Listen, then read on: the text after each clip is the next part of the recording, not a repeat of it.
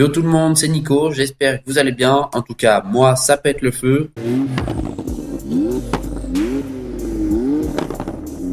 Aujourd'hui, on se retrouve pour une petite vidéo sur la 911 Turbo. Allez, on se retrouve avec le premier modèle de 911 Turbo, la Type 930. Au départ, la 930 servait uniquement à homologuer le moteur turbo des Porsche de compétition et c'est pour ça qu'elle devait être limitée à 500 exemplaires. Sauf que Porsche a vu le succès fulgurant de ce modèle et a décidé de le lancer en grande série. Alors cette petite bombinette est équipée d'un moteur 6 cylindres à plat de 3 litres et de 260 chevaux qui était un dérivé en fait du moteur 2,7 litres de la 911 d'origine. Et pour obtenir cette cylindrée, Porsche a uniquement réalisé ce bloc. Pour obtenir les 260 chevaux, Porsche a greffé un turbo qui souffle à environ 0,8 bar. Et petite anecdote sur ce dernier, il ne disposait pas d'une Westgate, du coup il fallait anticiper le lever de pied sinon le moteur restait en charge. Et c'est en 1977 que Porsche sort la 930 revisitée. Alors elle corrige quelques petits soucis entre guillemets, dont notamment la soupape de décharge, mais aussi une petite modification moteur. Par exemple, il passe le moteur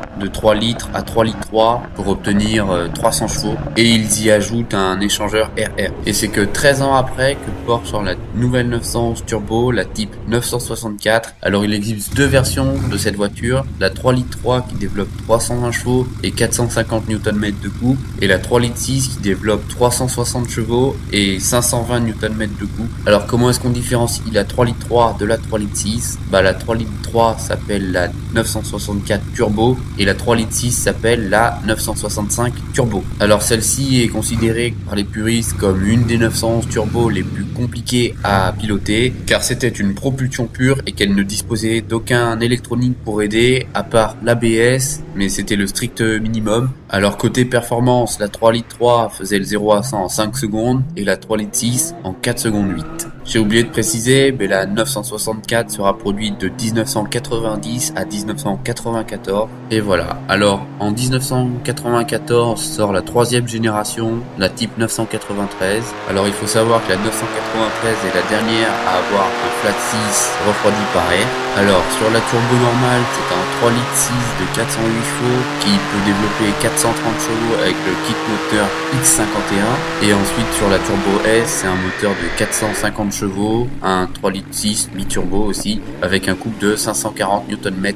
Nouveauté sur cette Type 993, l'arrivée des 4 roues motrices, mais aussi de quelques aides à la conduite. Ce qui la rend tout de suite bien plus facile à utiliser quotidiennement. Fin de la production de la 993 en 1998 et naissance de la 911 Turbo Type 996 en 2000. Alors celle-ci abandonne le gros aileron qui servait aussi de refroidissement. Elle reçoit alors l'excellent moteur de la 911 GT1 et développe 420 chevaux et même 450 avec le kit moteur X50. Grosse nouveauté aussi avec l'apparition des freins en céramique qui feront la renommée de Porsche en termes de freinage. En 2004, fin de la 996 et 2 ans plus tard, naissance de la 997 qui sera alors la 5e génération de 911 Turbo. Alors la 997 reçoit en série un moteur avec 2 turbos à géométrie variable, ce qui lui permet donc de grimper à une puissance de 480 chevaux. À partir de là, les choses sérieuses commencent, on abat le 0 à 100 en 3 secondes 9. C'est en 2009, avec la 997 phase 2, que les gros changements commencent. Par exemple, elle passe d'un 3 litres 6 à un 3 litres 8 et l'injection d'essence directe fait son apparition, ainsi que la boîte à double embrayage. Il y a aussi un travail fait sur les turbos pour gagner 20 chevaux, ce qui porte la puissance à un total de 500 chevaux. Côté performance, la turbo de deuxième génération gagne 0,5 secondes au 0 à 100 km/h et le réalise en 3 secondes 4. On obtient ce temps canon avec la fonction Launch Control grâce à la boîte PDK et le parc Chronosport qui permet l'utilisation d'un overboost durant un laps de temps limité. En 2010 sort la 997 Turbo S et celle-ci développe alors 530 chevaux. Elle dispose exactement de la même base que la 997 phase 2. 3 ans après sort la 6e génération de 911 Turbo, la Type 991. Alors c'est la première fois que la Turbo et la Turbo S sortent en même temps. La Turbo dispose d'un moteur 3 litres 8 de 520 chevaux et 620 Nm de couple et la version S offre 560 chevaux et 700 Nm de couple et avec une fonction overboost qui permet de pousser le couple à 750 Nm.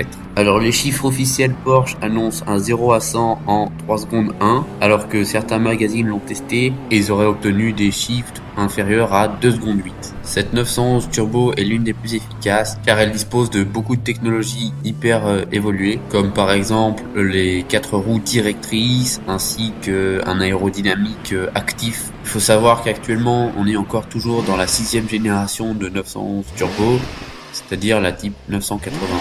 Et actuellement, la 911 Turbo S fait 580 chevaux et annonce le 0 à 100 en 2 secondes 9.